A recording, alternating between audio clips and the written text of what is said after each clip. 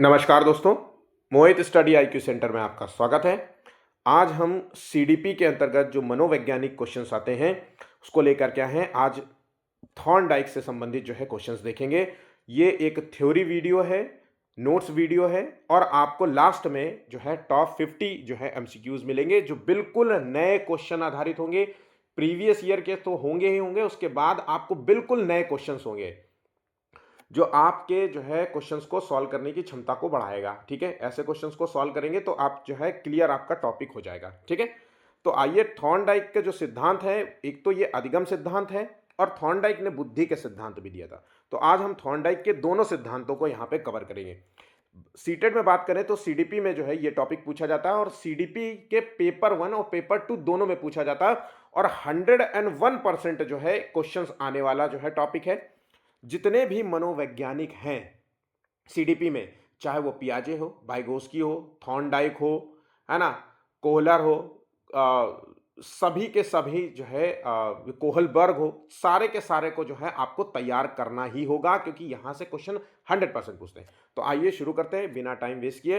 Video अच्छा लगे तो प्लीज लाइक जरूर करना, 100 लाइक्स का टारगेट है। लाइक मोटिवेशन के लिए है और चैनल शेयर कीजिए, इस वीडियो को ज़्यादा से ज़्यादा दोस्तों तक पहुंचाइएगा और उनको बताना कि यहाँ से आप इस टॉपिक को अच्छे से कवर कर लेना। जो इतने भी लोग पहली बार एग्जाम देने जा रहे हैं, मेरी बात को अच्छे तरीके से नोट कर लेना, इस टॉपिक को पढ़ लेना, अच्छे से नोट्स बना लेना और फिर जो टॉप के जो 50 क्वेश्चन है उनको सॉल्व कर लेना। तभी जो है आपके सारे क्वेश्चन सही होंगे। मैं बहुत ढूंढ ढूंढ करके जो है आपको पॉइंट्स देता हूं, जितने भी शब्द टू शब्द लिखे होंगे वो सभी आपके लिए इंपॉर्टेंट है। चैनल को सब्सक्राइब नहीं किया तो प्लीज झट से चैनल को भी सब्सक्राइब कर लीजिए। आइए शुरू करते हैं।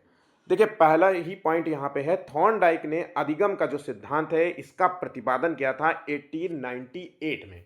ठीक है, नेक्स्ट पॉइंट है, थॉर्नडाइक का जो सिद्धांत है मुख्य रूप से किस से जुड़ा हुआ है? ये सीखने के सिद्धांत से जुड़ा हुआ है।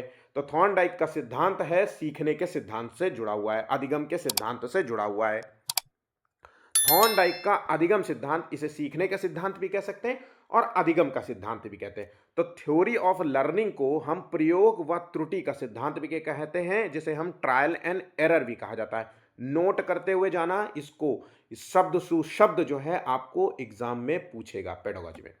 इसके सिद्धांत को हम कनेक्शनवाद का सिद्धांत भी कहते हैं। दूसरा बात है यहाँ पे, इसको कनेक्शनवाद का सिद्धांत भी कहते हैं। और यह सिद्धांत, जिसे हम कनेक्शनवाद का सिद्धांत कहते हैं, व्यक्ति किसी उद्दीपन के प्रति एक प्रतिक्रिया करता है और प्रतिक्रिया के बाद मिलने वाला परिणाम सुखद है या अप्रिय है, इस बात को निर्धारित करता है कि वो प्रतिक्रिया दोबारा होगी या नहीं होगी। जैसे मिठाई देखने के बाद आपकी लार गिरना, तो ये प्रतिक्रिया दर्शाती है कि आपको मीठा पसंद है ना। किसी को नमकीन से अच्छा लगता है तो कोई मीठा से अच्छा लगता है। या फिर दूसरा उदाहरण लीजिए, जैसे कि मम्मी की जो है चप्पल देखी नहीं कि चुपचाप कोने में बैठ गए, तो इस प्रतिक्रिया से जो है आपने ये देखा कि अब ये अप्रिय घटना होने वाली है मेरे साथ और मुझे ये दोबारा ऐसी घटना नहीं करनी है। ये बात समझ गए? तो कनेक्शनवाद का सिद्धांत का संबंध है थॉर्नडाइक से है। ठीक है, ये कंप्लीट जो स्टेटमेंट दिया गया है इसको अच्छे से याद कर लेना, अपने दिमाग में बैठा लेना। आप जाते हैं नेक्स्ट पॉइंट की ओर। थॉर्नडाइक का जो सिद्धांत है वो अधिगम का पहला वैज्ञानिक सिद्धांत है। यह सिद्धांत प्रयोग और त्रुटि के माध्यम से सीखने को समझाता है। प्रयोग और त्रुटि के माध्यम से कैसे सिखा रहा है? यहां पे कह रहा है कि जितना ज्यादा आप ट्राई करोगे, गलतियां करोगे, फिर ट्राई करोगे, फिर गलतियां करोगे, इससे जो है आपके सीखने की जो क्षमता है वो ऑटोमेटिकली बढ़ जाएगी। जैसा हमारे साथ होता है, जितना हम ज्यादा प्रैक्टिस करते हैं, याद करते हैं, रिवीजन करते हैं, फिर हम धीरे धीरे याद हो जाता है हमें चीजें। तो ये थॉर्नडाइक का सिद्धांत इसी सिद्धांत पर कार्य करता है। तो आपके सीखने की क्षमता को बढ़ाता है जब आप ज्यादा से ज्यादा प्रयोग करते हैं, फिर गलतियां करते हैं, फिर प्रयोग करते हैं। ठीक है, निरंतर आपको प्रयास करना पड़ेगा। बच्चा बार बार प्रयास करता है और गलतियां करता है, अंत में वो सही उत्तर पा जाता है। इसका उदाहरण था। यह सिद्धांत बताता है कि व्यवहार और उसके परिणामों के बीच संबंध कैसे सीखने को प्रभावित करते हैं। ठीक है, यह सिद्धांत का मुख्य प्रयोग बिल्ली और पिंजरे पजल बॉक्स पर आधारित है, जिस पर थॉर्नडाइक ने टेस्ट किया होगा बिल्ली पर और एक पिंजरे पर। पिंजरे पर मतलब पिंजरा रखा होगा, उसके अंदर बिल्ली डाल दिया होगा, उसको लीवर होगा। इस तरीके से इन्होंने जो है ये सिद्धांत को टेस्ट किया था। इस सिद्धांत के अनुसार अधिगम जो है अनुभव से आता है, ना कि केवल चिंतन से आता है। तो ध्यान रखिएगा, अनुभव से अधिगम सीखता है, ना कि चिंतन से।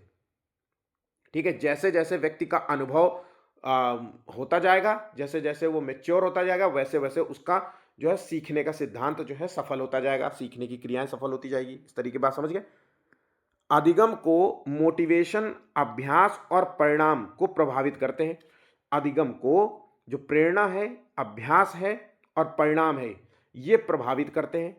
जैसे पॉइंट्स मैंने लिख के दिए हैं, ये सभी पॉइंट्स आपको पेडागोजी में पूछता है। जैसे पूछ लेगा कि थॉर्नडाइक का जो सिद्धांत है वो किन चीजों से प्रभावित होता है, तो आपको आंसर देगा प्रेरणा, अभ्यास और परिणाम, और तीनों उपरोक्त में से तीनों, मतलब उपरोक्त में से सभी, तो आंसर आपको सभी लगाने होंगे। इसी तरीके से आपके एग्जाम में क्वेश्चंस पूछे गए हैं, ठीक है। इसलिए मेरी एक बात और याद रखना, 80% बच्चे ये थ्योरी को गलत करेंगे। मैं लिख के दावा कर सकता हूं कि 80% बच्चे, और आखिर में जो क्वेश्चंस मैंने आपको टॉप 50 क्वेश्चंस दिए हैं वो क्वेश्चंस आप गलत करोगे जब तक अच्छे तरीके से पढ़ोगे नहीं। और मैंने बिल्कुल सरल भाषा में समझाने का प्रयास किया, बिल्कुल छांट छांट के पॉइंट टू पॉइंट दिए हैं ताकि आपको पढ़ने में, याद करने में कोई कठिनाई। बहुत सारे बच्चे कमेंट करते हैं कि सर ऐसा मटेरियल दिया करो ताकि हम याद कर सके, है ना, क्योंकि वो लोग कई बार जो है दूसरे चैनल्स में देखते हैं कि थ्योरी की थ्योरी पढ़ा देते हैं कि इनका जन्म कहाँ हुआ, ये कब पैदा हुए, कहाँ स्कूल में पढ़े, उनसे कोई लेना देना नहीं। इन सभी फैक्ट्स को कोई, मैं चाहूँ तो ये भी बता सकता था कि थॉर्नडाइक कहाँ पैदा हुए, है ना, किस वर्ष मरे थे और किस स्कूल में पढ़े थे, किस कॉलेज में पढ़े थे, फिर उसके बाद उन्होंने कहाँ कहाँ शिक्षा दी है, तो इससे कोई संबंध नहीं, ऐसे क्वेश्चंस नहीं आते। चलिए आगे बढ़ जाते हैं। थॉर्नडाइक ने अधिगम के मुख्य जो है कितने नियम दिए थे? 3 नियम दिए। इनके जो मुख्य नियम थे 3 थे। एक तो प्रभाव का नियम था, एक अभ्यास का नियम था और तीसरा तत्परता का नियम था। अच्छे तरीके से रट लेना। इन 3 मुख्य नियम को हम प्राथमिक नियम कहते हैं। तो क्वेश्चन आपसे पूछ सकता है कि इन नियमों को क्या कहा जाता है? प्राथमिक नियम कहा जाता है। उसके बाद थॉर्नडाइक के 3 प्रमुख नियम थे, ठीक है। अब वो तीनों नियम को अच्छे से, प्राथमिक मतलब तीनों प्राथमिक नियमों को पढ़ेंगे। तो पहला नियम था प्रभाव का नियम, लॉ ऑफ इफेक्ट। याद रखिएगा, जितने भी ये नियम हैं इंग्लिश में याद रखना, हिंदी में इनकी भाषा चेंज हो जाती है। जैसा मैं बता रहा हूं वैसा ही करिएगा। तो लॉ ऑफ इफेक्ट क्या होता है? जिस क्रिया का परिणाम सुखद होता है उस क्रिया को दोहराने की संभावना अधिक होती है। मतलब किसी चीज के प्रभाव में आकर के आप कोई कार्य करते हैं तो आप वो चीजें, जैसे आपको मान लीजिए ये कार्य करने में बड़ा मजा आता है, तो उस चीज के प्रभाव में है ना। या फिर कह दीजिए उदाहरण के लिए कि आपके पापा ने कहा कि इस बार अच्छे नंबर आएंगे तो मैं तुमको साइकिल दूंगा, तो किसी चीज के प्रभाव में आकर आपने अपने सीखने की क्षमता को बढ़ाने का प्रयास किया। तो अगर बच्चा सही उत्तर देने पर शिक्षक से प्रशंसा पाता है तो वो उत्तर को दोहराएगा, मतलब फिर दोबारा और पढ़ेगा, ताकि टीचर दोबारा क्वेश्चन उससे पूछे तो उसका भी आंसर वो दे। इसी प्रभाव के नियम को बताया गया है। सारे एग्जाम्पल्स को अच्छे तरीके से समझिएगा, ठीक है। और अगर कोई पॉइंट ना समझ में आए तो प्लीज़ हमें कमेंट करिएगा। अभ्यास का नियम क्या होता है? तो लॉ ऑफ एक्सरसाइज क्या होता है? तो जैसे जैसे आप अभ्यास करते हैं, अभ्यास से अधिगम मजबूत होता है, और अभ्यास ना करने से भूल होती है, गलतियां करते हैं। तो जितना ज़्यादा आप अभ्यास करेंगे, प्रैक्टिस करेंगे, practice makes a man perfect, ये एग्जाम्पल अक्सर कहा जाता है। तो बार बार पहाड़े दोहराने से बच्चे को याद हो जाते हैं, है ना। या फिर गणितीय अवधारणा, जितना ज्यादा आप पेपर लगाएंगे, बार बार अभ्यास करेंगे, पेपर लगाएंगे, उससे आपका जो है, आपका सीटेट में, सीडीपी में क्वेश्चंस कम गलत होंगे, और एक वक्त आएगा ऐसा कि 30 में से 28 क्वेश्चन सही होंगे, ठीक है। उसके बाद अगला जो है इफेक्ट है, जिसे कहते हैं हम तत्परता का नियम, लॉ ऑफ रेडीनेस। अब इसमें क्या होता है? सीखने के लिए सीखने वाले की मानसिक तैयारी आवश्यक होती है। रेडीनेस, आप कितने तत्पर हैं, आप उसमें कितनी जो है रुचि दिखा रहे हैं, इंटरेस्ट दिखा रहे हैं। तो बच्चा तब ही अच्छे तरीके से सीखता है जब उसके सीखने की इच्छा हो, उसकी इंटरेस्ट हो, उसके उसके इंटरेस्ट का काम हो, है ना। तो तत्परता आपके इंटरेस्ट से जुड़ा है। आपका सब्जेक्ट मैथ बहुत अच्छी लगती है, इसलिए आप मैथ के क्वेश्चंस को बहुत अच्छे से सॉल्व करते हैं। आपको हिंदी बोरिंग लगती है, इसलिए आप हिंदी नहीं पढ़ते हैं।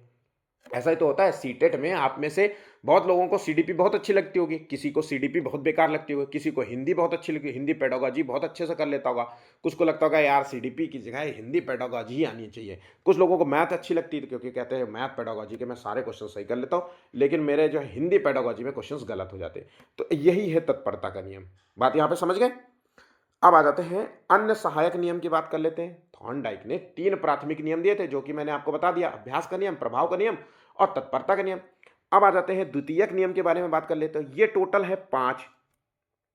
तो 5 यहाँ पे जो नियम है, 3 तो है, चौथा नियम है देखिए प्रत्याहार का नियम। यह बहु प्रतिक्रिया नियम। ध्यान रखिएगा, मैंने फिर से आपसे कहता हूं, लॉ ऑफ मल्टीपल रेस्पॉन्सेज। इस इंग्लिश वर्ड को याद रखना, क्योंकि हिंदी में देखिए बहुप्रतिक्रियावाद अगर मैं ना दूं और इसके जगह प्रत्याहार का नियम दे दूं तो कई बच्चे कंफ्यूज हो जाएंगे कि बहुप्रतिक्रियावाद था कि क्या था। तो इसलिए इंग्लिश का टर्म नहीं चेंज होगा। इंग्लिश की व्याख्या अलग अलग भाषा में कर देते हैं। अब भाई कंप्यूटर से करते हैं तो कंप्यूटर कुछ भी कर सकता है, इसके कई जो है वो दे देता है।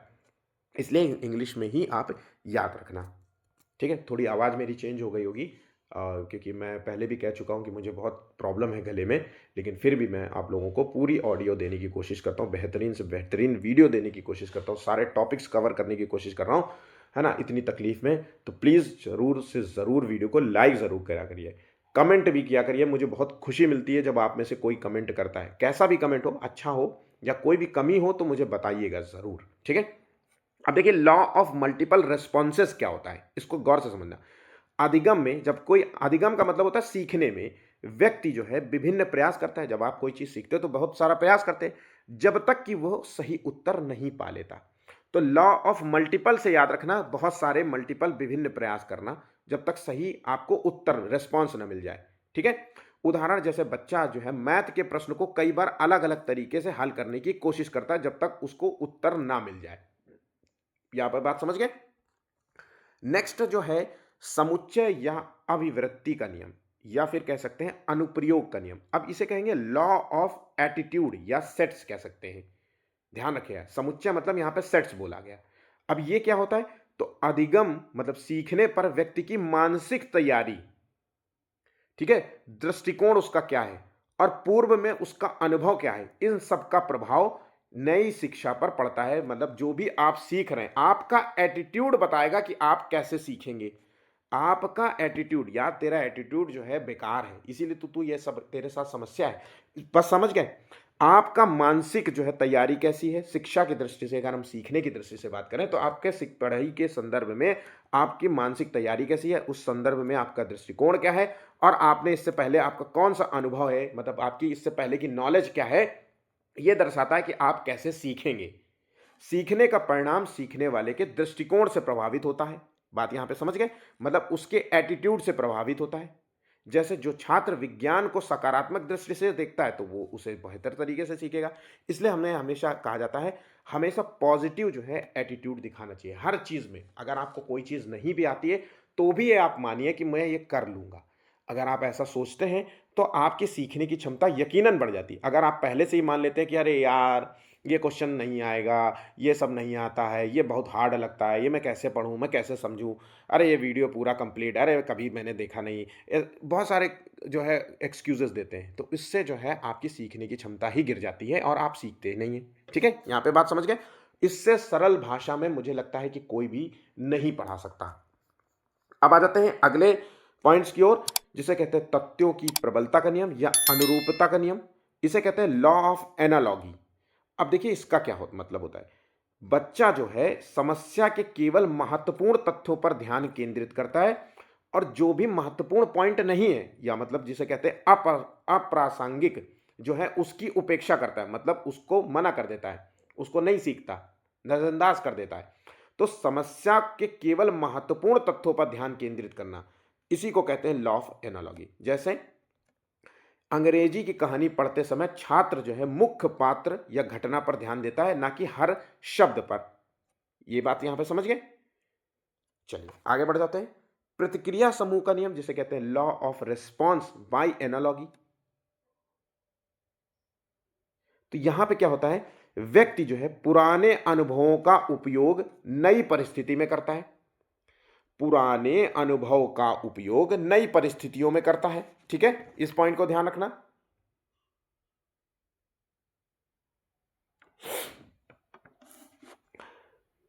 पुरानी परिस्थितियों से सीखे गए कौशल ज्ञान को नई समान परिस्थितियों में लागू करना। जैसे साइकिल से कार चलाना सीखना। अगर आपको साइकिल चलानी आती है तो आप जो है जल्दी से जल्दी जो है आप बाइक चलाना सीख सकते हैं, यही तो होगा। अगर पढ़ाई की दृष्टि से देखें तो बच्चा जिसने हिंदी कविता की तुकबंदी सीखी है वो अंग्रेजी कविता में तुकबंदी पहचानने की कोशिश करेगा, या फिर जिसको साइंस पढ़नी आती है, साइंस समझ में आती है, उसको मैथ्स भी आसानी से समझ सकता है। ठीक है, तो यहाँ पे बात, यहाँ पे गौर से समझना, पुराने अनुभव जो हैं वो आपके नए परिस्थिति में काम आते हैं, ठीक है, और उनमें आप लागू कर पाते हैं उन्हीं को, ठीक है। चलिए आगे बात समझते हैं। नेक्स्ट क्वेश्चन है संयुक्त प्रतिक्रिया का नियम, law of associative shifting.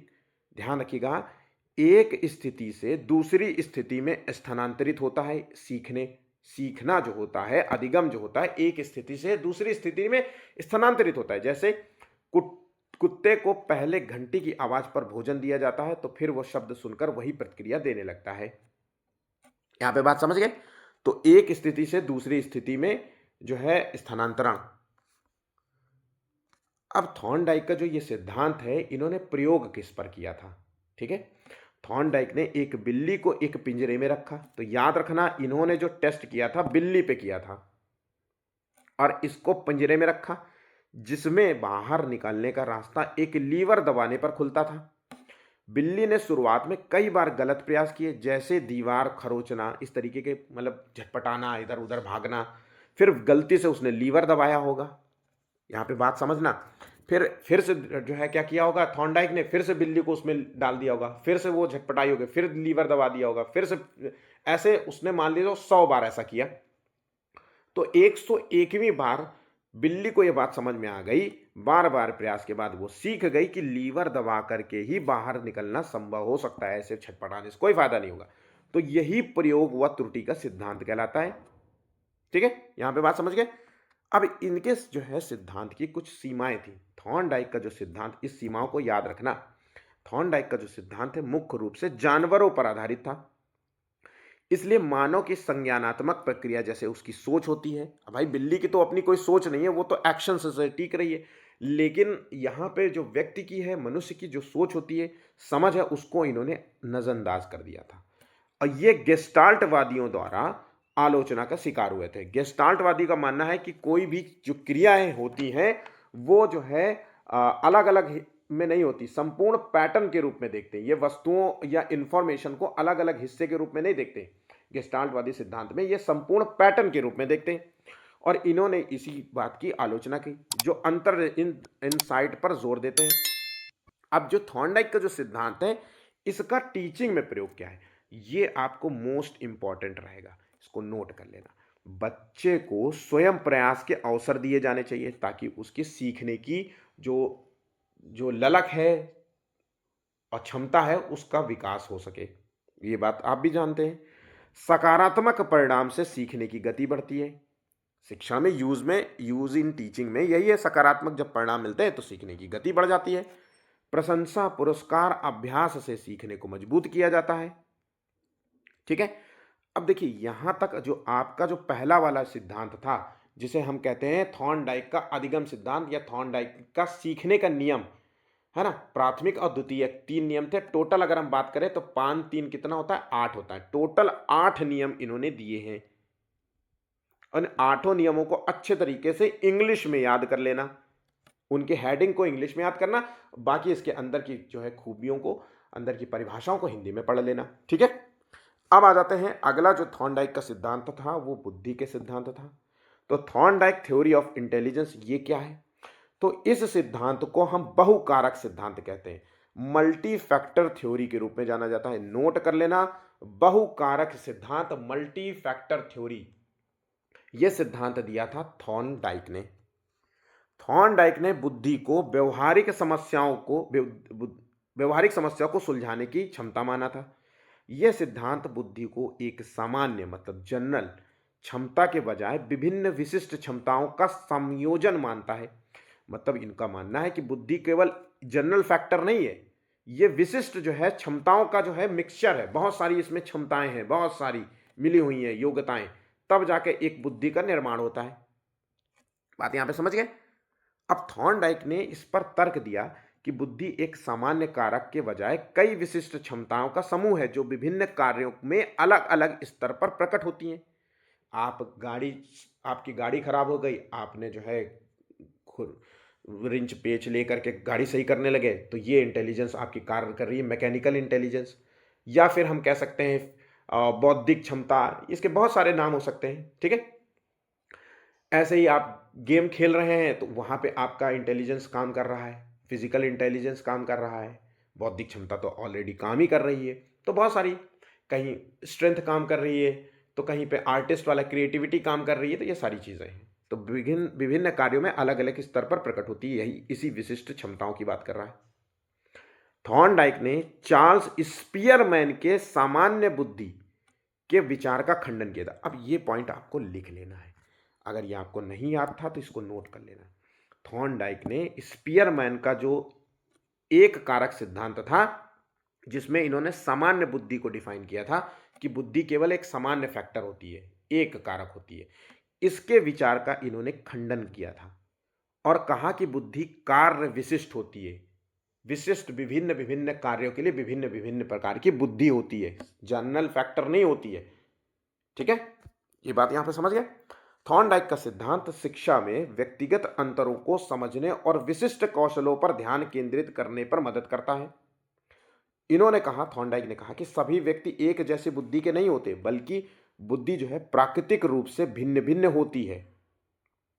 Thorndike के अनुसार बुद्धि अनुभव आधारित होती है, तो बुद्धि को इन्होंने अनुभव से जो है आधारित माना है।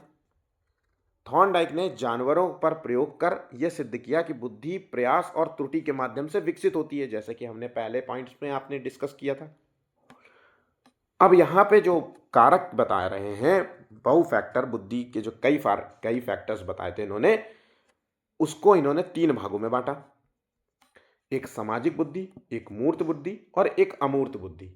ये आपको अच्छे तरीके से रटा होना चाहिए। सोशल इंटेलिजेंस, कॉन्क्रीट इंटेलिजेंस और एब्स्ट्रैक्ट इंटेलिजेंस। बुद्धि सामाजिक, मूर्त और अमूर्त क्षमताओं का मिश्रण है। ठीक है, जैसे शब्द लिखे हैं वैसे ही शब्द आपको एग्जाम में देखने को मिलेंगे। और जो लोग पहली बार एग्जाम में देने जा रहे हैं तो भरोसा करके इसको रट लेना अच्छे तरीके से। ठीक है, चलिए अब देखिए एक एक करके जो इन्होंने बुद्धि को डिफाइन किया है। सामाजिक बुद्धि क्या होती है? तो भैया सामाजिक बुद्धि वही होती है, दूसरों के साथ प्रभावी ढंग से संवाद करना, दूसरों के साथ आप कैसे बात करते हैं, सामाजिक परिस्थितियों को कैसे समझते हैं और उनके साथ कैसे उचित व्यवहार करते हैं, इसी को सामाजिक बुद्धि कहते हैं।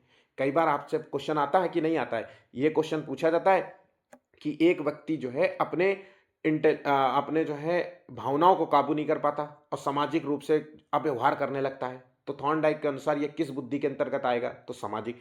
इसको समझ नहीं है अभी सामाजिकता की, कि लोगों के साथ कैसे व्यवहार करना चाहिए, एकदम से आवेश आ जाता है, इस तरीके से आप समझ सकते हैं। सामाजिक बुद्धि जो है सामाजिक संबंधों को समझने में की क्षमता का नाम है। तो यहाँ पे तो कुछ भी ऐसा नहीं है कि जो आप नहीं समझ पा रहे होंगे। अब मूर्त बुद्धि तो आप इतने समय से पढ़ ही रहे हैं कि मूर्त बुद्धि क्या है। तो ये ठोस वस्तुओं, ठोस समस्याओं को हल करने की क्षमता का नाम है। उपकरणों का प्रयोग या यांत्रिक कार्य को जो है, ठोस बुद्धि जो है ठोस वस्तुओं और व्यवहारिक समस्याओं से निपटने के लिए कहा जाता है। जैसे बच्चा ब्लॉक्स से टावर बनाता है क्योंकि इसमें किसी चीज का इस्तेमाल किया गया है। ठीक है, खिलौने को जोड़कर एक नया खिलौना बनाना, तो ये मूर्त बुद्धि के अंतर्गत आएगा। अमूर्त बुद्धि में क्या होता है? एब्स्ट्रैक्ट इंटेलिजेंस में होता है कि यहाँ पे बच्चा प्रतीकों के माध्यम से बात करता है, विचारों के माध्यम से बात करता है, अवधारणाओं जैसे गणित, भाषा, तर्क के साथ काम करने की क्षमता आ जाती है। इमेजिनेशन, सोच से काम करता है, हाइपोथेटिकल क्वेश्चंस को सॉल्व करता है, आपसे ऐसे ही बात करेगा, किसी चीज की जरूरत नहीं है, किसी भी मुद्दे पे, गंभीर मुद्दों पे वो सोच आधारित बात कर रहा है। बात यहां पे समझ गए? अमूर्त बुद्धि जो है प्रतीकात्मक और वैचारिक, देखिए वैचारिक समस्याओं को हल करने की क्षमता का नाम है। ठीक है, आपसे किसी ने क्वेश्चन पूछा और आपने तुरंत जो है उसका झट से उत्तर दे दिया, तो ये बुद्धि जो होती है ये अमूर्त बुद्धि का नाम है। जैसे चिंतन करना, गणना करना, तर्क शक्ति की क्षमता, बच्चा जो है गणित के प्रश्न हल करता है या पहेलियों को सुलझाता है। ठीक है, यहां पे बात समझ गए? अब यहां पर आपका जो थ्योरी है वो कंप्लीट हो गया है, बिल्कुल कंप्लीट थ्योरी हो चुकी है। अब हम सॉल्व करेंगे टॉप जो है 50 क्वेश्चंस, टॉप 50 क्वेश्चंस जो कि बिल्कुल नए आधारित होंगे। सारे ज्यादातर क्वेश्चंस आपको बिल्कुल नए मिलेंगे, किसी भी किताब में नहीं मिलेंगे ऐसे क्वेश्चंस, किसी भी बुक्स में नहीं मिलेंगे। और इन क्वेश्चंस को अगर आपने सॉल्व कर लिया तो यकीनन मानिए कि आपके थॉर्नडाइक से कोई भी क्वेश्चंस अगर आपसे पूछ लेता है एग्जामिनर, तो आपका क्वेश्चन गलत नहीं होगा, ये मेरा वादा है आपसे। तो आइए एक एक करके देखते हैं। मैं चाहता तो आपको 10-15 क्वेश्चन सॉल्व करा के खत्म कर सकता था, लेकिन फिर भी मैं अपने पूरे जान लगाए दिए दे रहा हूं आपको पढ़ाने में। तो पहला क्वेश्चन है, थॉर्नडाइक किस सिद्धांत के प्रवर्तक थे? रट जाना चाहिए बिल्कुल अच्छे तरीके से। तो ये कनेक्शनवाद का सिद्धांत से संबंधित है, याद रखिएगा। ऑप्शन यहां पे बी होगा, ठीक है। कनेक्शनवाद का मूल आधार क्या था? तो उत्तेजना और प्रतिक्रिया का संबंध था। ऑप्शन यहां पे बी सही जवाब होगा, ठीक है। अच्छे तरीके से पढ़ते जाइए। परीक्षण और त्रुटि विधि जो है वो किसने दी थी? तो ये सिद्धांत दिया था थॉर्नडाइक ने। ऑप्शन यहां पे सी सही जवाब होगा। जिन लोगों ने सी सही समझा है वो सभी सही होंगे। थॉर्नडाइक का अधिगम जो है सिद्धांत किस मनोवैज्ञानिक दृष्टिकोण से संबंधित है? तो ये सिद्धांत जो है ये व्यवहारवादी दृष्टिकोण से संबंधित है। उत्तेजना और प्रतिक्रिया के बीच संबंध को दर्शाता है, ठीक है। आप किस तरीके का व्यवहार करते हैं, ठीक है। एस और R, stimulation and response bond इसे कह सकते हैं। यहां पे बात समझ गए? चलिए, थॉर्नडाइक के अनुसार लॉ ऑफ इफेक्ट का क्या अर्थ है? अब लॉ ऑफ इफेक्ट का क्या है? प्रभाव का नियम जिसे कहते हैं। अब देखिए, प्रभाव का नियम जो कि प्राथमिक नियम था, और इसमें क्या होता है, किसी चीज के प्रभाव में आकर के अपने कार्य को करना। तो सुखद परिणाम से सुखद सीखना मजबूत होता है, आंसर यही था। नेक्स्ट क्वेश्चन, थॉर्नडाइक के अधिगम के कितने प्रमुख नियम बताए गए थे? तो इसके कितने नियम हैं? इसके 3 नियम है। प्राथमिक नियम, इस चीज को ध्यान रखना, प्राथमिक नियम 3 है और द्वितीयक नियम 5 है। द्वितीयक नियम 5 है। निम्न में से कौन सा थॉर्नडाइक का मूल नियम नहीं है? अब तत्परता का नियम दिया है, प्रभाव का नियम दिया है, अभ्यास का नियम दिया है, अनुक्रिया का नियम नहीं है। ये क्वेश्चन सीटेट में पूछा गया क्वेश्चन है। थॉर्नडाइक का कौन सा नियम कहता है कि किसी प्रतिक्रिया को जितनी बार दोहराया जाए वो उतना ही मजबूत होगा? तो जितनी बार आप दोहराएंगे उतना ही मजबूत होगा, इसका मतलब है जितनी बार आप अभ्यास करेंगे उतना ही जो है आपकी सीखने की क्षमता बढ़ेगी। ट्रायल एंड एरर बेस्ड, यहां पे बात समझ गए। किसी भी क्वेश्चन में कोई गड़बड़ी हो या मैंने कोई क्वेश्चन का आंसर गलत बताया तो प्लीज जरूर से जरूर कमेंट कीजिएगा। मैं पूरे आवेश में पढ़ाता हूं, बढ़िया से मन लगा के पढ़ाता हूं, सोच के पढ़ाता हूं कि ताकि आपको कोई क्वेश्चन का आंसर गलत, लेकिन कई बार मुझसे गलतियां हो जाती हैं। तो प्लीज आप कमेंट करिएगा, मैं आपको जरूर से जरूर उसका कमेंट करूंगा, ठीक है। नेक्स्ट क्वेश्चन है, बच्चों को सीखने के अवसर दो, वह स्वयं प्रयास से सीख जाएगा, यह विचार किससे? अब देखिए, बच्चे को स्वयं से आओ कह रहा है, तो यह सिद्धांत एक तो किससे संबंधित है? पियाजे से संबंधित। 9th का आंसर हो गया ऑप्शन सी। थॉर्नडाइक के अनुसार सीखना किस प्रकार होता है? तो देखिए, यहां पे याद रखना, थॉर्नडाइक ने यह माना है कि जो सीखना होता है वो धीरे धीरे होता है, भागम भाग वाला नहीं है। धीरे धीरे का मतलब होता है ट्रायल एंड एरर वाला बेस्ड है। यहां पे जितना ज्यादा प्रयास, चलिए, थॉर्नडाइक का बहु प्रतिक्रिया का नियम जिसे कहते हैं लॉ ऑफ मल्टीपल रेस्पॉन्सेस का क्या आशय है यहां पे? तो यहां पे सही आंसर है कि देखिए, लॉ ऑफ मल्टीपल रेस्पॉन्स मतलब बार बार प्रयास वाला है, आंसर हो गया ऑप्शन बी। ये सेकेंडरी नियम है, जब तक बच्चा बार बार प्रयास करना और जब तक उसको सही आंसर नहीं मिल जाता। यहां पे बात समझ गए। अधिगम का कौन सा नियम कहता है कि यदि उत्तर संतोषजनक ना हो, उत्तर संतोषजनक हो तो वह मजबूत होता है? अब देखिए, 12वें का आंसर है वो किसी प्रभाव में, आंसर हो गया ऑप्शन सी। बात यहां पे बहुत अच्छे तरीके से पढ़ने का प्रयास कीजिएगा और थोड़ा सा समय दीजिएगा। बहुत जल्दी भागिएगा नहीं इस टॉपिक को कवर करने के लिए कि 5 ही मिनट में मैं इस टॉपिक को कवर कर लूं और मैं सब कुछ जान जाऊंगा, ऐसा नहीं है। और नोट्स जरूर बनाना, ठीक है। थॉर्नडाइक के अनुसार कोई व्यक्ति जब तक सही उत्तर नहीं पा लेता तब तक विभिन्न प्रयास करता रही, ये किस नियम से संबंधित है? तो अगर हम जब तक वो उत्तर नहीं पा जाता तब तक प्रयास कर रहा है तो जिसे कहते हैं हम अभ्यास का नियम। जितना ज़्यादा वो ट्राई करेगा, गलतियां करेगा, ट्राई करेगा, ठीक है, तो ये ट्रायल एंड एरर बेस्ड है, आंसर हो गया ऑप्शन डी। थॉर्नडाइक का लॉ ऑफ एटीट्यूड किस पर बल देता? अब देखिए, एटीट्यूड वाला मैंने कहा था जहां पे एटीट्यूड वाला बल कहा था कि नहीं, जहां पे सीखने का परिणाम सीखने वाले के दृष्टिकोण पर टिका होता है। आपका एटीट्यूड बताएगा कि आप सीखोगे कि नहीं सीखोगे। तो ये मानसिक तैयारी से जुड़ा हुआ है, ना कि सामाजिक कारक, ना आनुवंशिकी कारक, ना केवल अनुकरण। अनुकरण मतलब नकल, आप देख रहे हो और सीख रहे हो, ऐसा नहीं है। ठीक है, यहां पे बात समझ गए। और ये सेकेंडरी कारक था। किस मनोवैज्ञानिक ने कहा था learning is the result of association between stimulation and response. मतलब एस एंड आर बॉन्ड की बात हो रही है, मतलब उत्तेजना और प्रतिक्रिया। स्टिमुलेशन मतलब उत्तेजना और रिस्पॉन्स मतलब प्रतिक्रिया के बीच के संबंध को दर्शा रहा है, ये बिटवीन। तो ये सिद्धांत है थॉर्नडाइक, इंपॉर्टेंट भी है और यूनिक क्वेश्चन भी है। ठीक है, रेस्पॉन्स बाय एनालॉग का क्या अर्थ है? तो 16वें का आंसर है तुलना द्वारा उत्तर देना। आंसर हो गया ऑप्शन बी। मैंने इंग्लिश में, ये देखिए सब नए क्वेश्चंस हैं, इंग्लिश में इसलिए दिया है ताकि आप भी इंग्लिश में पढ़ें और इंग्लिश में पढ़ के आप उत्तर दें।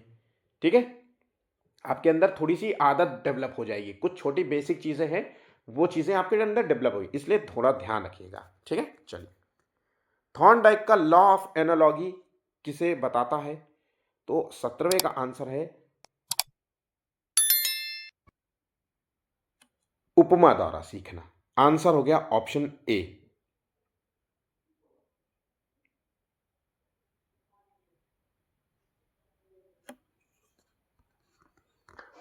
किसी समस्या में व्यक्ति केवल महत्वपूर्ण तथ्यों पर ध्यान देता है, ये किस नियम से? देखिए, केवल महत्वपूर्ण तथ्यों पर ध्यान दे रहा है, तो इसको क्या कहेंगे?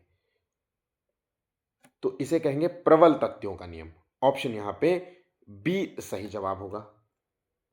नेक्स्ट, बच्चा बार बार अलग अलग कोशिश करके हल ढूंढता है, ये किस नियम से जुड़ा हुआ है? तो बार बार अलग अलग जो है कर रहा है, तो इसका मतलब है मल्टीपल रेस्पॉन्स से जुड़ा हुआ है। आंसर हो गया option A. Law of partial activity किससे संबंधित है? पार्शियल एक्टिविटी का मतलब होता है आंशिक गतिविधियों से सीखना। ऑप्शन यहां पे ए है। ये सभी क्वेश्चन सीडीपी में पूछे जाने योग्य हैं, बिल्कुल जैसे दिए हैं वैसे ही याद कर लो, आपकी समझ भी बढ़ेगी और अच्छे तरीके से आप क्वेश्चंस को सॉल्व भी कर पाएंगे। थॉर्नडाइक का संबंध किस प्रकार की शिक्षा से है? तो थॉर्नडाइक ने जो शिक्षा दी है वो प्रत्यक्ष अनुभव, परोक्ष अनुभव, केवल पुस्तक ज्ञान, मौखिक अनुकरण। 21 का आंसर है प्रत्यक्ष अनुभव से। ठीक है, आंसर हो गया ऑप्शन ए। थॉर्नडाइक के अनुसार प्रतिक्रिया की विविधता, रेस्पॉन्स बाय एनालॉजी का क्या अर्थ है? तो 22 का आंसर है पुराने अनुभव के आधार पर नई समस्याओं को हल करना या पुराने अनुभव का प्रयोग नए अनुभव में करना। ठीक है, थॉर्नडाइक के सिद्धांत की मुख्य जो है सीमा क्या है? तो देखिए, थॉर्नडाइक के सिद्धांत की मुख्य सीमा ये है कि इन्होंने जानवरों पे ही टेस्ट किया है, जो कि बिल्ली पे किया था। मानव व्यक्ति के जो संज्ञानात्मक जो है उसकी क्षमता को नजरअंदाज किया, उसकी बौद्धिक क्षमता को नजरअंदाज किया, उसके तर्क करने की क्षमता को नजरअंदाज कर दिया। तो आंसर हो गया ऑप्शन ए। सहचर्य स्थानांतरण या सहचारी स्थानांतरण, एसोसिएटिव शिफ्टिंग का सिद्धांत किस प्रक्रिया पर निर्भर करता है? 24 का आंसर है ऑप्शन यहां पे देखिए, एसोसिएटिव शिफ्टिंग का मतलब होता है अधिगम एक स्थिति से दूसरी स्थिति में स्थानांतरित होती है। तो उत्तेजना का धीरे धीरे परिवर्तन, एक स्थिति से दूसरी स्थिति में स्थानांतरण। यहां पे बात समझ गए? शिफ्टिंग शब्द है ना, तो इससे याद रखना। एक टीचर जो छात्रों को गणित के सिद्धांतों को भौतिकी की समस्याओं में लागू करने के लिए प्रोत्साहित करता है, वो थॉर्नडाइक के किस सिद्धांत का प्रयोग कर रहा है? अब देखिए, गणित के सिद्धांत का प्रयोग वो साइंस में प्रयोग करने की बात कर रहा है, तो इसका सही आंसर है प्रतिक्रिया की विविधता। ऑप्शन यहां पे बी सही जवाब होगा, प्रतिक्रिया की विविधता, जिसे कहते हैं रेस्पॉन्स बाय एनालॉगी। ठीक है, चलिए, थॉर्नडाइक के अनुसार अधिगम मुख्यतः क्या होता है? तो देखिए, ये जो है इसका सही आंसर है, ये सक्रिय अनुक्रिया द्वारा होता है। आंसर हो गया ऑप्शन सी, अंतर्दृष्टि, निष्क्रिय और केवल स्मृति। ये तो सीधा सीधा टैगवर्ड से आप क्वेश्चन को सॉल्व कर लेंगे। ठीक है, चलिए। अच्छा, आप लोग कमेंट भी ये भी बताना कि कितने लोग जो है टैगवर्ड से क्वेश्चन सॉल्व कर लेते हैं। ठीक है, पॉजिटिव टैगवर्ड्स जो होते हैं और निगेटिव टैगवर्ड्स, मुझे ज़रूर से ज़रूर कमेंट करना। अगर कमेंट में मुझे समझ में आया कि आपको टैगवर्ड्स की ज़रूरत है तो मैं ज़रूर से ज़रूर इसका वीडियो अपलोड कर दूंगा और बेस्ट से बेस्ट वीडियो अपलोड करूंगा। ठीक है, चलिए। 27वां क्वेश्चन है, थॉर्नडाइक के अनुसार बुद्धि किस प्रकार की होती है? तो देखिए, ये मल्टी फैक्टर जो है होती है। ऑप्शन यहाँ पे सी सही जवाब होगा, जहां पे सामाजिक, मूर्त और अमूर्त 3 प्रकार की बुद्धियों को डिफाइन किया गया था। याद आ गया? चलिए। थॉर्नडाइक ने बुद्धि को किस प्रकार 3 भागों में बांटा था? तो देखिए, यहां पे सही आंसर है मौलिक, अमूर्त और सामाजिक। आंसर हो गया 28 का बी। नेक्स्ट, थॉर्नडाइक के अनुसार जो है त्रुटियां, जो गलतियां हैं, उसकी क्या भूमिका, सिद्धांत में गलतियों की क्या भूमिका निभाती है? तो गलतियां हमें हतोत्साहित करती हैं या फिर हमें रोकती हैं? ये हमें अनुभव प्रदान करती है, बाधा भी नहीं है, अनुभव। टैगवर्ड से क्वेश्चन सॉल्व हो सकता है। नेक्स्ट, थॉर्नडाइक के अनुसार यदि अधिगम की स्थिति को बार बार दोहराया जाए तो क्या होगा? हमारा अधिगम कमजोर होगा या मिट जाएगा या फिर अधिगम मजबूत होगा? आंसर हो गया ऑप्शन सी। थॉर्नडाइक के अनुसार अधिगम एक प्रक्रिया है, अचानक घटने वाली, या फिर तर्क द्वारा नियंत्रित, या फिर क्रमिक। तो देखिए, जो अधिगम होता है वो क्रमिक होता है, ग्रेजुअल होता है, धीरे धीरे होता है। ऐसा नहीं कि एकदम से भाग गए, एकदम से सीख गए, रातों रात उठे सुबह और एकदम से सीख गए, नहीं, क्रमिक होता है ना, तो ग्रेजुअली होता है। आंसर हो गया ऑप्शन सी। थॉर्नडाइक की किस प्रकार की बुद्धि जो है तर्क एवं गणित से संबंधित है? तो अगर हम इस बुद्धि को हम तर्क और गणित से जोड़ें तो इसका सही आंसर होगा, इसे हम मूर्त बुद्धि से कहेंगे, जोड़ पाएंगे, एब्स्ट्रैक्ट बुद्धि से रिलेट करेंगे। थॉर्नडाइक के सिद्धांत के अनुसार प्रतिक्रिया की समानता, लॉ ऑफ आइडेंटिकल एलिमेंट्स का क्या मूल अर्थ है? तो यहां पे 33वें का आंसर है समान तथ्यों में सीखा हुआ ज्ञान स्थानांतरित होता है। जैसे टाइपिंग सीखना या फिर टाइपिंग सीखते हुए टाइपराइटर का प्रयोग करना, तो आपके लिए टाइपिंग सीखना और टाइपराइटर में फ़ायदा होगा ना। आप मोबाइल चलाना, मोबाइल में टाइपिंग करते हैं और फिर एक दिन आपका एग्ज़ाम निकल जाता है, फिर आपको उसमें पता चल रहा है कि टाइपिंग वाला टेस्ट है, तो आप जल्दी जो है टाइपिंग जो है, कंप्यूटर टाइपिंग सीख जाते हैं। ठीक है, क्योंकि आपको क्वेटी जो कीपैड होता है ना, वो आपको पता है कि कहाँ पे कौन से शब्द हैं, आप ढूंढ लेते हैं, तो आपको कम समय लगता है। यहाँ पे बात समझ गए? थॉर्नडाइक की मौलिक बुद्धि का सबसे अच्छा उदाहरण यहाँ पे क्या मिलेगा? तो मौलिक बुद्धि का क्या संबंध है? तो यहाँ पे देखिए, यहाँ पे 34 का आंसर है कविता लिखना, समीकरण हल करना, लकड़ी से खिलौना बनाना। मौलिक बुद्धि का मतलब होता है मूर्त बुद्धि। ठीक है, लकड़ी से खिलौना बनाना, ये जुड़ा है व्यक्ति के मैकेनिकल इंटेलिजेंस से। यहाँ पे बात ध्यान रखिएगा। थॉर्नडाइक की सामाजिक बुद्धि का उदाहरण है, तो थॉर्नडाइक की जो सामाजिक बुद्धि है वो है दूसरों की भावनाओं को समझना। अब देखिए, आपको जो क्वेश्चंस हैं एग्जाम में, वो आपसे ऐसे पूछेगा कि एक बच्चा दूसरों के साथ अच्छे से व्यवहार नहीं करता, जब भी उसको बात करने के लिए दूसरों से बात नहीं करता, दूसरों से बातें करने में उसको मज़ा नहीं आता, इस तरीके से, है ना, तो ये किस बुद्धि का जो है उदाहरण है थॉर्नडाइक के अनुसार? तो ये सामाजिक बुद्धि से जुड़ा। इतना बड़ा सा वो पैराग्राफ दे देंगे, उसका कोई मतलब नहीं, सीधा सीधा तो एक लाइन में आप चीज़ों को समझिए ताकि आप चीज़ों को समझना सीख पाए। ठीक है, थॉर्नडाइक के बुद्धि सिद्धांत का मूल विचार क्या है? तो इनके जो सिद्धांत का मूल विचार है वो है 36 का आंसर है सामान्य बुद्धि। तो इन्होंने माफ कीजिए, आंसर हो गया option B. Next question, Thorndike के बुद्धि सिद्धांत का कौन सा पहलू हार्वर्ड गार्डनर के बहुबुद्धि सिद्धांत से मिलता जुलता है? हार्वर्ड गार्डनर जिन्होंने बहुबुद्धि सिद्धांत दिया था, इन्होंने बुद्धि को 8 प्रकार से जो है डिफाइन किया था। तो 37 का यहाँ है, हार्वर्ड गार्डनर ने भी जो है बुद्धि के विशिष्ट क्षमताओं पर जोर दिया था और थॉर्नडाइक ने भी विशिष्ट क्षमताओं पर जोर दिया। आंसर हो गया ऑप्शन बी। एकल बुद्धि कारक बिल्कुल भी गलत है, सामान्य बुद्धि, और ये भी गलत है। ठीक है, चलिए। थॉर्नडाइक के सिद्धांत के आधार पर यदि एक व्यक्ति साइकिल चलाना सीखने के बाद स्कूटी चला लेता है तो ये क्या दर्शाता है? तो ये दर्शाता है आइडेंटिकल एलिमेंट्स के बारे में। ऑप्शन यहाँ पे बी है, मतलब पुराने अनुभव का प्रयोग जो है नए अनुभव में करना। बात यहां पे समझ गए? थॉर्नडाइक ने अपने प्रयोग में किस प्राणी या जीव का प्रयोग किया था? तो हमें अच्छे से पता है कि इन्होंने बिल्ली पर टेस्ट किया था। आंसर हो गया ऑप्शन बी। थॉर्नडाइक ने किस बॉक्स का प्रयोग करके, मतलब किस बॉक्स का प्रयोग करके प्रयोग किया था, टेस्ट किया था?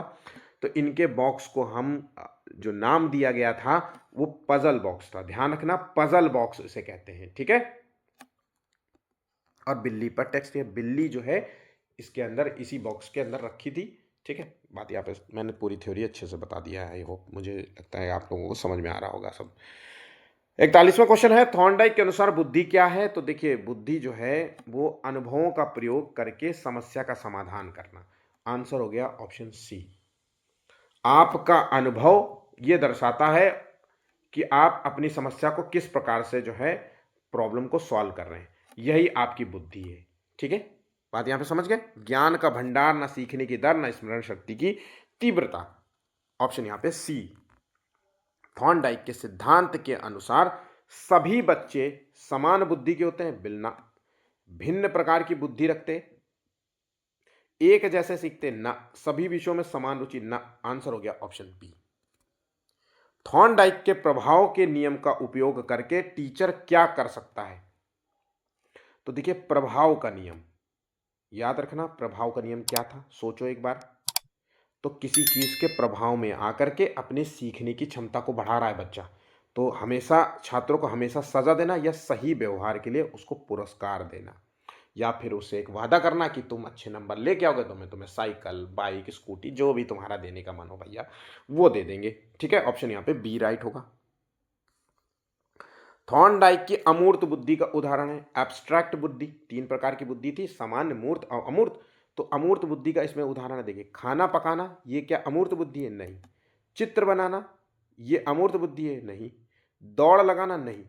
तर्कपूर्ण सोचना, ये अमूर्त बुद्धि का उदाहरण है। क्योंकि तर्कपूर्ण जब सोचते हो तो ऐसा तो नहीं है किताब में पढ़ा हुआ सोच रहे हो, पढ़ रहे हो भाई, उसके लिए सोचना पड़ता है। किसी टॉपिक पर हमने आपसे कहा कि इस पे के बारे में आपकी क्या राय है, तो आप सोचोगे उसके बारे में, है ना। आपने चाहे जितना उसमें ज्ञान पढ़ा हो, लेकिन आप बोलोगे तो अपनी भाषा में, तो यही अमूर्त बुद्धि का उदाहरण है।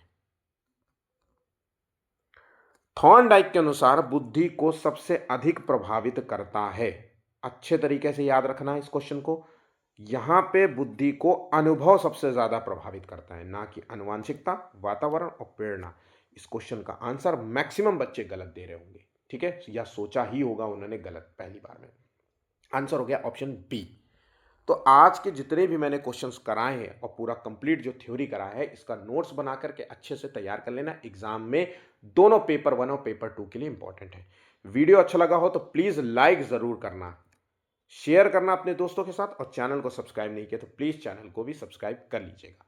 मेरा नाम मोहित चक्रवैश है और आज का टॉपिक यहां पे समाप्त होता है। धन्यवाद।